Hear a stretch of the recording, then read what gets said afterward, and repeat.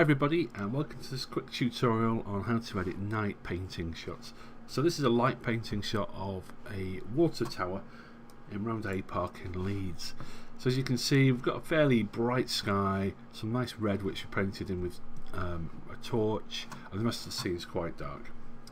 So the first thing I would do on a scene like this is lower the highlights and raise the shadows, just to see what happens when we do that. It makes it a little bit more detailed. We can now see the steps. The red's more intense because we took the highlights down.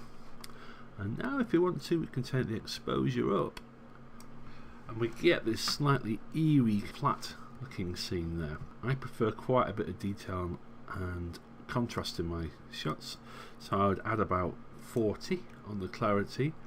Now the new slider, which some people don't have, is Dehaze.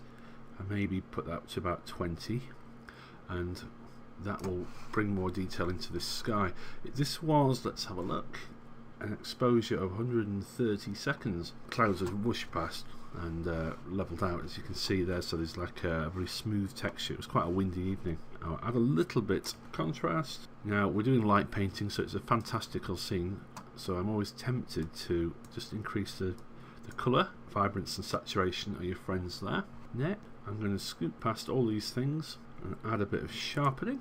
So if we zoom into, let's say, this area here, let's let it render, and you can see it's nice and sharp due to the technique we teach on how to get things sharp at night using torches. And the final one is a vignette. Now this brings the edges in like that, and you get this lovely focus in the middle, so it takes your mind away from the edges and makes the sky look a bit more enclosed and everything like that. And finally, once we've done those basic steps, so we've opened up the highlights and shadows, added clarity, contrast and dehaze to bring some detail back into it, and added a vignette, so very basic steps, what I would then do, you can pop down to your HSL palette here, play with the brightness of things. So if you wanted to make the reds on the inside of the tower a little bit brighter, you can click on luminance and the direct adjuster tool, and then go up to make it bright, go down to make it darker.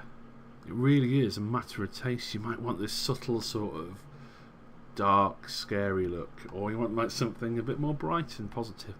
So it's really is the orange in the sky. You might want a bit darker, you might want a bit brighter, and also you can just change the intensity of those colours as well, which is the saturation. So if you go down, it'll eventually be black and white. If you go up, it'll be too red, like that. So that, in a few tiny little steps, is how you can take a shot. So original, quite dark, and the final version like that.